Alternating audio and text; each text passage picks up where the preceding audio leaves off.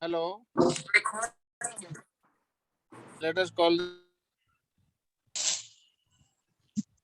this meeting to order. I welcome everybody. Meetings online on Zoom. We have to conduct because of this COVID pandemic. In lifting its head in Mumbai, so it's better to take precaution for one more month. Let us see. Otherwise, we have had good fellowship in the last 3 months. So let us continue next few minutes.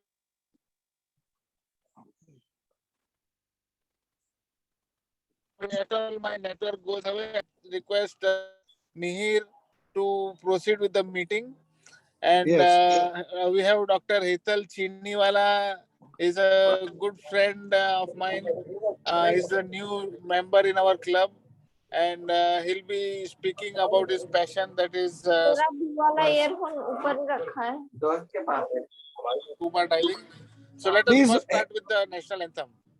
I request everybody to either raise your hand. Raise your hand for national anthem, please. Raise your hand for national anthem. So put your hand, everybody put your hand up, and we can start the national anthem. Main national anthem, guys, please. Yes, Janagana Mana Adhinayak Jaya Hai Bharat Bhagya Vidhata Punjab Sindh Gujarat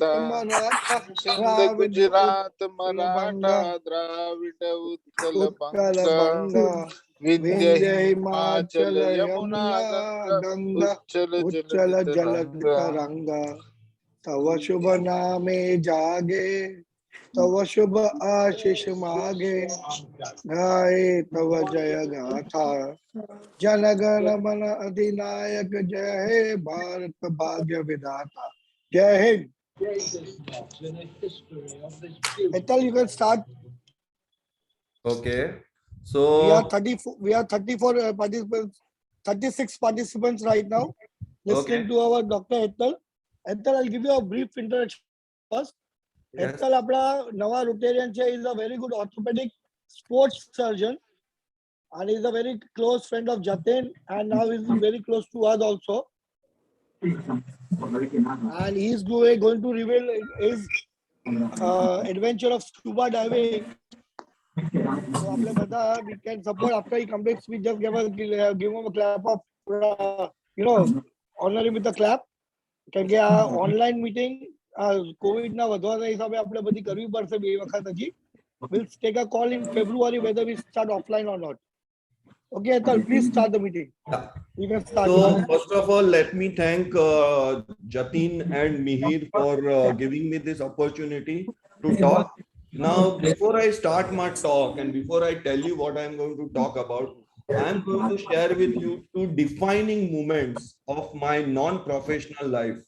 First was on 9th May 2012 at the height of 5,003 meters, 300 meters with the air density of 1/3 what we breathe right now at 5 a.m. in the morning when I saw the first glimpse of this Everest mountain from the place called Kalapathar. This was something which I thought would never come again to me. However, after 4 years exactly on 18th August at Great Sea, Egypt, at the depth of 23 meters, that's around 18 stories. I think there are a lot of audio disturbances. Someone can mute them. Hetal, one day, Vikrant. Sir, I'm mute कर रहा हूँ मैं, mute कर रहा हूँ. सबको mute कर दो. Okay. Everybody except Hetal. Okay.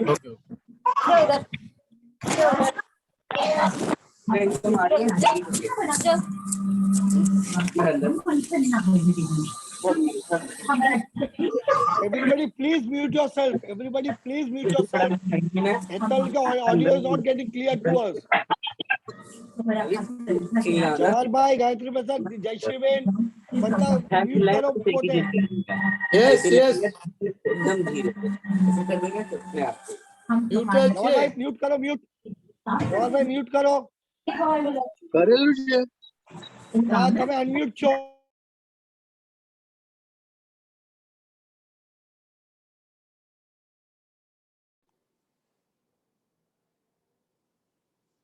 also muted. Yeah. What I saw was this mammoth giant creature called hammerhead shark, just very close to me. I don't know, maybe it is 3, 4, 5, 6 times bigger than my size. And that was something which was a very defining moment of my life. And this is how I've come here to share with you my journey from heights to depth. This journey had a few exhilarity moments. It was a journey about pushing the boundaries, and it has defined what I am today and who I am today. Let's talk about, friends, from heights to depth, a parabola of my life. I am Dr. Hetal Chiniwala. So how it started? So initiative, I was 40 years old, 2012. Work had become a bit of a mundane routine. Wanted something which was unknown. I was searching for something unknown, and I was feeling as if the time is running out. My life is almost kind of half past its mark, and I should do something. So what I did, I went through a brochure of a track, found a very exciting track, and I just paid money without thinking. And that track was Everest Base Camp. So my first track,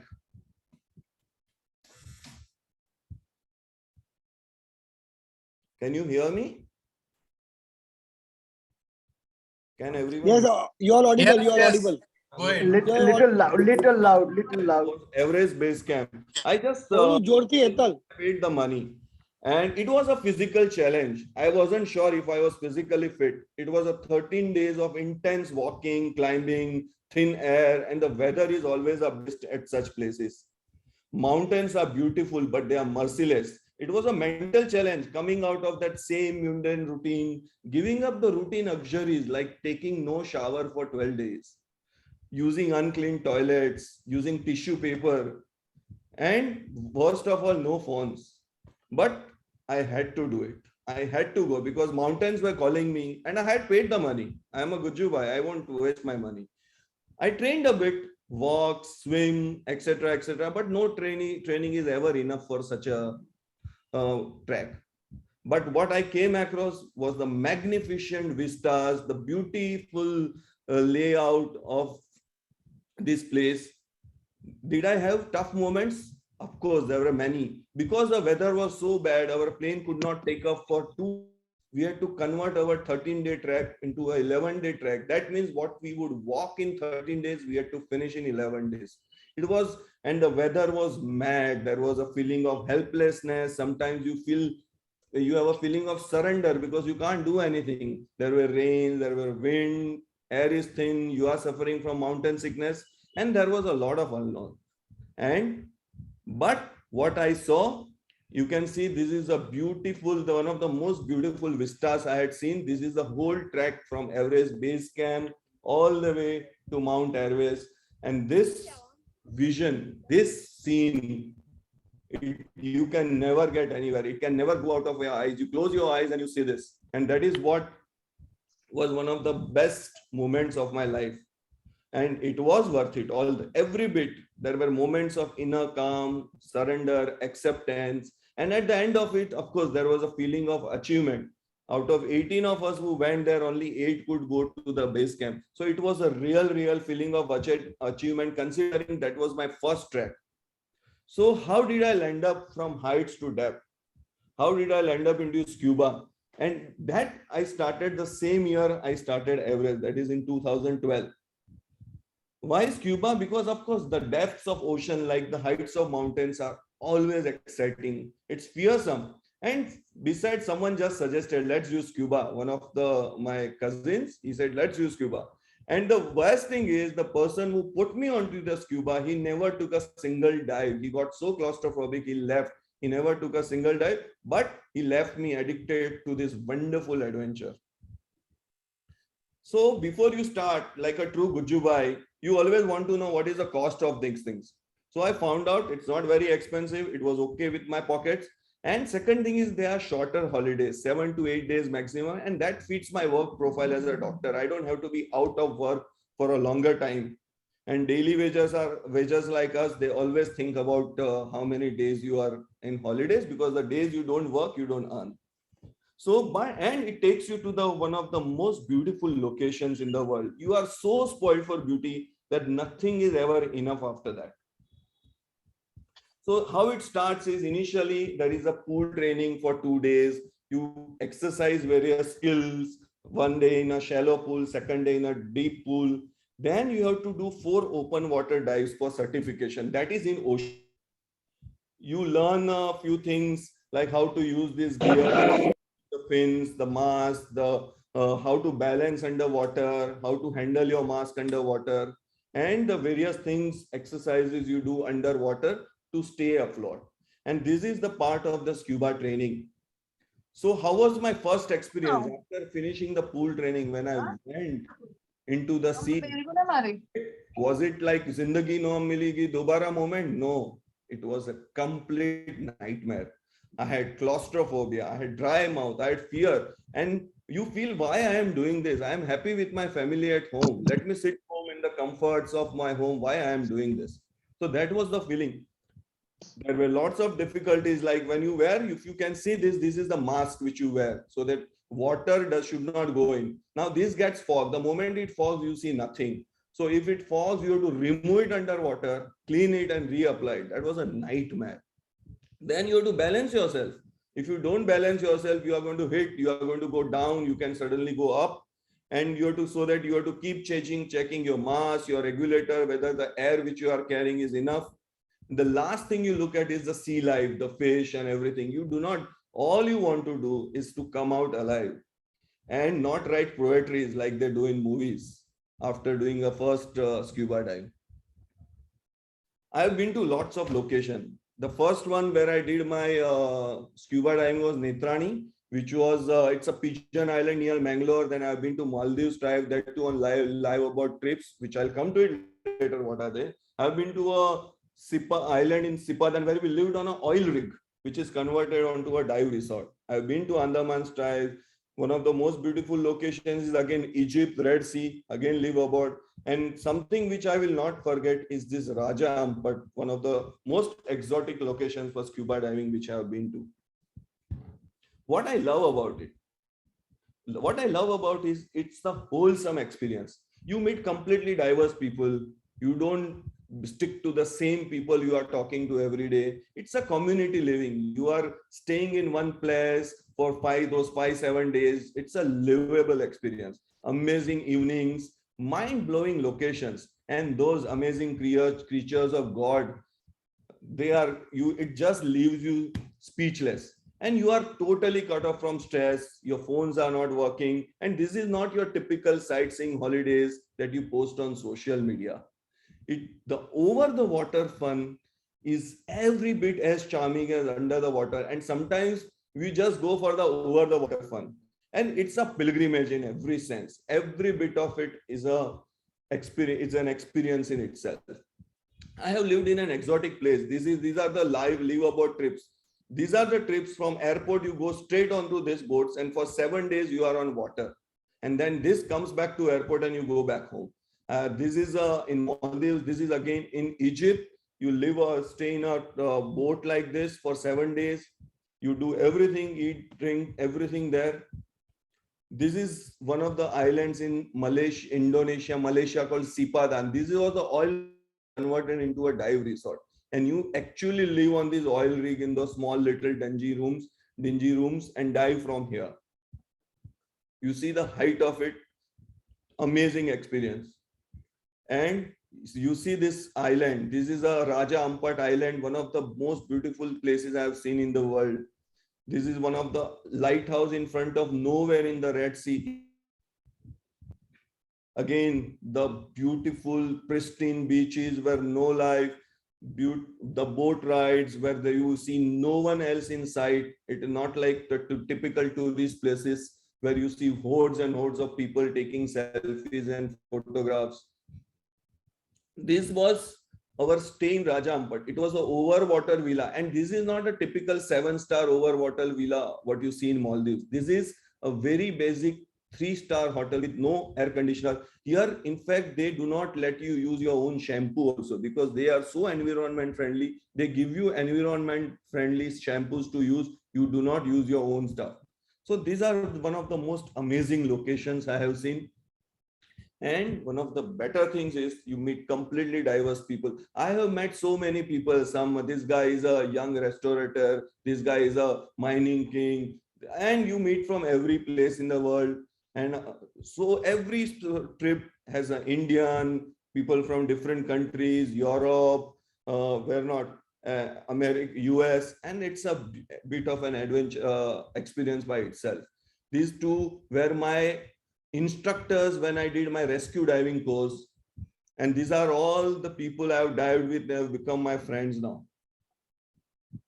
And sometimes you get such a beautiful warm vacation. There is a place called Raja Ampat where we take 2 days to reach. And when we reach, we are on the boat and see how beautiful reception they give.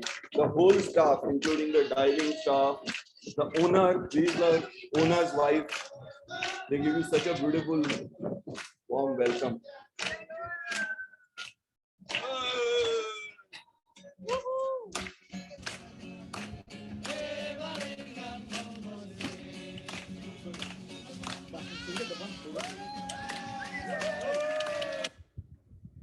This is the boat. I am now going to share with you my experience on a liveaboard trip. Liveaboard trips, as I told you, you are in one yacht, one boat for 5 to 7 days. You don't go anywhere on the land. You are always on the water. It's a community living. This dining room, everyone eats their breakfast, their lunch, their evening tea, their dinner. Everything is on one particular room. So it becomes like a family. Early morning, our first dive starts at 7. So 6 o'clock you get up, have a cup of coffee, and there is a briefing. Now this briefing is a very important part. They tell you where we are going to dive, how the dive is going to be, where the current is going to be, and how you have to modify your dives. So this is a very important. This briefing goes on for at least half an hour. And after this briefing, you are transferred to the small boats like this, and then you go diving. So first dive is a morning dive where you are half sleepy. Everyone is, kind of, what the hell I'm doing? Let me go to bed and sleep. Then what happens is, I want to introduce you to the concept of surface interval. When first dive is usually 50 minutes, 55 minutes. Now, before you make a second dive, you have to stay on the surface for at least 1.5 hours so that all the nitrogen bubbles in your body, they evaporate, so that you don't develop the decompression sickness. So many a times, these locations are in the middle of nowhere. They are so wonderful. This is an island, a small island of say 50-100 meters where nothing else. It is a completely water covered island. Here we sit, we take a nap, we eat, we have coffee, because you need to eat because you burn a lot of calories. Each dive is at least a 500-600 calories. And it's just a magnificent experience. It is not, there is no one else around except for your team. Then comes one more dive. So this is the second dive of the day, where we again go in our rib boats, make the dives, come back. What to do? You are completely tired. So you, whatever place you find, you just go and sleep. This is my instructor, Jürgen. He's from Belgium. He's one of my friends. You just sleep. You want to sleep and take a nap for 2 hours because you are so tired. And then there is a time for the third dive of the day, which is somewhere in the afternoon. Again, an amazing experience. And this dives, your boats keep moving and then you go to different dive sites. Sometimes there is a night dive where you take a torch, there is pitch dark, nothing you can see. And with those special torch, you have to actually see the organisms, tiny organism. And it's an excitement. It's a scary thing, but it's an exciting thing. It's superb. And sometimes you are on the boat, this kind of creatures come and visit. Look at this. This just outside my boat. These are the nurse sharks. They are blind kind of thing. They just steal and look at this one. There is a 2 second. The third one is there. They just come here, float around in the light. Where can you get such an experience? And if you are lucky, if you are a kind soul, then sometimes Mama, this is my favorite one. Yes, looking at them, you restore your faith in God. You feel that God has made something magnificent. From the boat we are seeing, we are not even diving. I didn't see how can When your boats are moving, some days you don't dive, just in the afternoon, sit anywhere on the boat, listen to music, have a beer in the afternoon. No one cares. Just an amazing feeling experience. And the night are always, evening times are always superb. You sit with your friends, you look at the sun setting with no hurry in the world, time just stops. Either you are with yourself or you're with someone. And many a times, if you prefer, you can be with yourself. If you have nothing to do, you keep taking pictures of how much beer you have had or how much beer someone else had. And if you want to stay alone, May or Meri Tanhai, which I used to prefer, you can just sit over the horizon, watch the sunset. And then comes, this is the place where in evening, this is the rig I was talking about, where the helipad they had converted into a sitting deck and viewing deck. And sometimes they take you to an island to just have dinner, prepare a dinner there, and you have dinner. Every bit an amazing experience. And nights time are always party time. And there is the time when you show off your skill. This was some Malaysian girl who I was singing to. And it's always fun. It is always fun. Everyone is in party mood. Everyone wants to dance. Everyone wants to enjoy. There is no worry at all.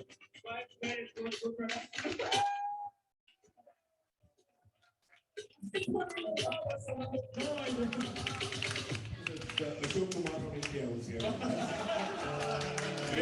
We lovingly call him doctor. So now you must be wondering that I am just showing you over the water part, and where is the underwater part? Because over water part is so exciting. Sometimes you forget that the underwater part, which is coming next, is something which takes you to a different world at all completely. You can see, what you see is those beautiful, colorful corals, the small fish, and between suddenly you will find this hidden moray. It always hides, and it's so gigantic, such a gigantic animal, the fish. It's like a mammal. Then sometimes you see very tiny stuff. This is the eel, orange, this eel, and this is a very small kitchen part of a hook, and how we play with them. And this needs a very good vision, very good balance, because it is so much on ground. If you can't handle your balance, you touch the corals. And a rule in ocean is only looking, no touching. You do not touch. These corals have thousands of years to form, and by one touch you break them, and that's over. You do not want to destroy the nature. And that is why you float yourself so well that you don't touch anywhere, and you just look at these people. This is an orangutan crab. It is actually a size of fingertip. It's a zoomed out, zoomed in camera, but it is actually a size of fingertip.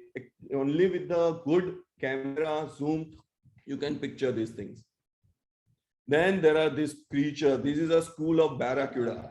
Now they always travel in thousands. Thousands is sometimes I would say millions. This is a relatively small school of barracuda. There are times when I have seen multiple. The whole ocean is swarmed with this. These are the straight pencils fish. And you can see this is the trevally. These are the trevally. These are reasonably small, but not so small. You can see every around you. There are millions. You cannot count them. They are just there, floating around in front of you. And if you don't try to touch them, they will just come there, be around. They will not bother you.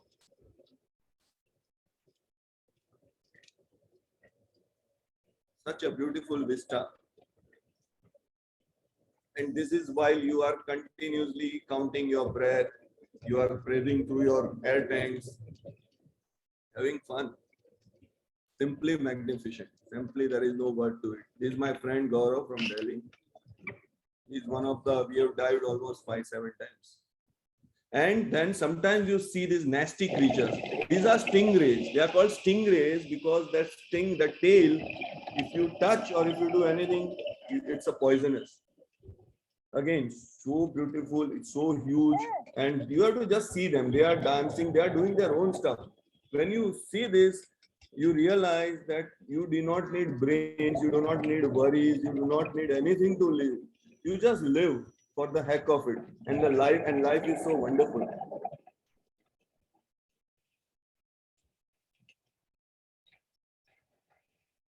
And sometimes suddenly 50 of them will come and they are going together in a perfect harmony.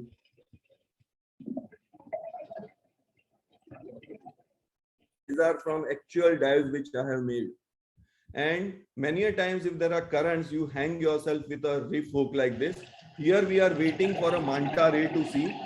And just imagine, I am looking in the other direction, just look behind me. Something is moving, something is flapping. I didn't even know that there was some huge giant manta which is behind me. Imagine. Someone else took the picture of me with the manta, and I came to know afterwards as well. Look at this massive mammoth creature. It's like a space shuttle. You see in Star Wars, the space station, exactly the kind of creature. And here you see another manta. I am waiting here. Is not me, but this is me. I am waiting. And there is one manta here, and the second one, I am eagerly, it is coming to me. They are the perfect showstoppers. They know that you are looking at them. They know how to dance.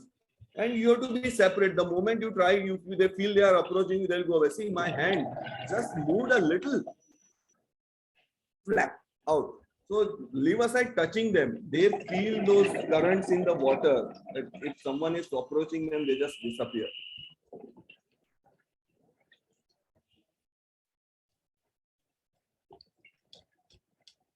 So huge. They are huge. I mean, it's like 20 of us put together. This again, similar manta ray, devil's ray. My friend Gaurav has edited this on Dive Plus. It has different colors on the belly.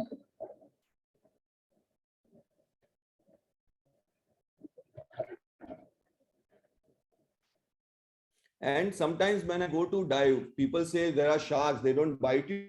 No, they don't do anything to you at all. These are huge sharks. You can see gray reef shark, huge shark. They are just there. They are doing their own stuff. They are catching their fish. They are not interested in you or your meat. Those who bite are out of inquisitiveness, or to those surfers or those who are doing snorkeling. They are just inquisitive. What is this moving? And they just bite and that's it. They don't like your meat. They don't eat human meat.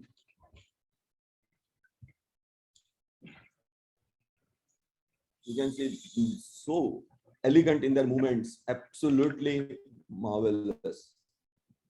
This is something really great. This is a whale. We were on the boat and suddenly someone spotted whale. So without thinking, we just jumped into the water with our fins and mask.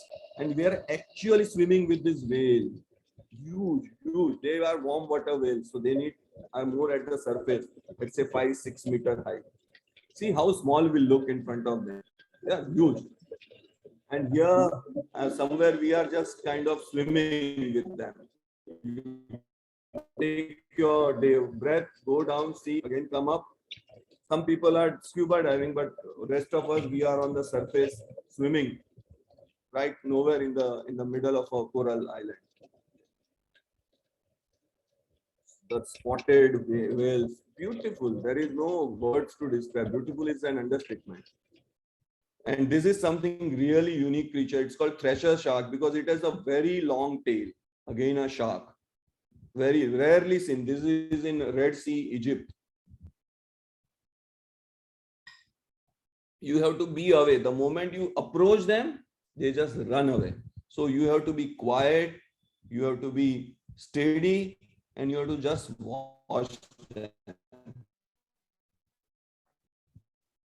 as they are there. The moment you go near them, gone. You will never see them again. What an elegant tail movement. Superb. And this is something which you will never forget. This is an octopus. Look at this. Multifaceted, soft moving octopus, and suddenly it becomes hard. They can change their forms And it's like every bit a wonder of the world. And then you see this huge sea turtles. This guy was ready to click a picture with me. So I was here. He said, don't come near, but you can click a picture with me. So I clicked a picture with this sea turtle. Beautiful, huge guys. This is an oceanic white tip. This animal is so big, but they are night prey. So you cannot see them in the night. If you go, they may bite you. So this is in the daytime, you watch them. They are perfectly safe, perfectly, it is fine to see them. These are the hammerhead sharks. The one video which I showed you just in the beginning, they are mammoth. They have a head which is like hammer. They are giants. And we saw 15 just making circles there at 43 meters depth. And sometimes you go on the shipwrecks where this is a claustrophobic appearance. You have to go inside the ship, look at it, come back, not touch because it's all metal, rusted. But there are some shipwrecks which are great and it's good to watch. And sometimes there are some dives where you won't see. It's a pathetic dive. You don't see anything, no creatures. It's a whitewash, but because it's an unpredictable. Then what we do, we just do some musty underwater. Suddenly we decide, okay, let us remove our mask and click pictures. So that's what we do. Then again, this guy, I said, remove your mask. All these are you done in sign language. So he will remove his mask for my pleasure. The picture. Then, if you see, this is my instructor, they are husband and wife. I said, you do make an underwater case. So for my prayer. So there is a lot to do, even if you don't see anything, even in underwater where you can't speak, you can do a lot of sign languages. And then there are celebrations. Once you finish your dive, you are up. This is my American friend Katie. Her 100 dive, we prepared this and we took a picture inside. This was my writing, Jai Shri Ram. I wrote for her. I said, you have to know, people have to know you are from India. And this is again one other friend. How does it feel? This is her 100 dive. That's the entire day. So was it just hunky-dory? No, there were scary moments. I remember this, I had not even told my wife after I came back. I had panicked at the 30-meter depth because of the current. And because of that, I separated from my dive buddy. Now in scuba diving, you always dive with your buddy. There is always an instructor there so that you do not get lost. You do not have problems. If you have a problem, you immediately tell your buddy with sign language and you are taken care of. And I came up very fast because I panicked. You have to always wait for 3 minutes at 5 meters because that is what is the decompression levels. Your body has to get rid of all the nitrogen bubbles. And I thought I would die of decompression sickness. So I came up, put some oxygen. Everything was fine. Next dive was next day. So there was no problem. So to sum up, I have made some crazy friends. I have gone to far off places and I have eaten some crazy food at at some fair in Malaysia in a far off city where there are hardly any people. So it was in overall, I would say what I have learned, there is much more to life than just work. To re-energize mind, body and soul, you have to push your boundaries. Life is nothing but a surface interval. I live so that I can dive another day. And I have done so far only 106, many more to go. I want to see many horizons more. I want to watch many sunset from my decks. And if anyone wants to dive, I am happy to help. Happy bubbles. Thank you, Hetal. We are very happy to see that a doctor of your capabilities are pursuing his hobbies, basically, and dangerous hobbies, not hobbies. So to sum it up, we can always say, "Jile apni zindagi dobara." It is what Hetal has put against all of us. कि खाली काम से कुछ नहीं मिलेगा. We need to go and pursue our hobbies also. So thank you, Hetal, once again from all of our Rotary Club. I hope everybody has enjoyed this session today. This is as interesting as I found it. Yes, everybody was stuck. We had 55 viewers, participants today. So it was a very nice attendance. I made it very boring and it was interesting to just listen or see what we are doing. No, you have put it, you have covered all aspects, and we are very happy to have such a presentation for our own Rotarian. Thank you so much. Anything else want to say something? We can unmute karo. Well done, Hital.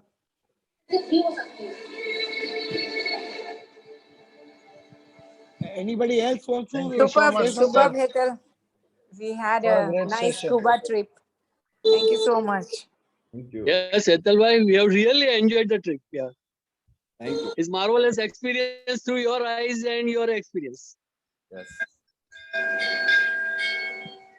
So I would say thank you once again, Ethel, for giving us such a super presentation about scuba diving. And good night, all. Now we can leave the meeting. Thank you, everybody. Good night. Have a safe weekend. Take care. Thank you, everyone. Thank you. Bye bye. Good night. Thank you, boss. Bye. Thank you, Thank you Hetal so bhai. much, sir. Bye, Yes, sir. you can exit.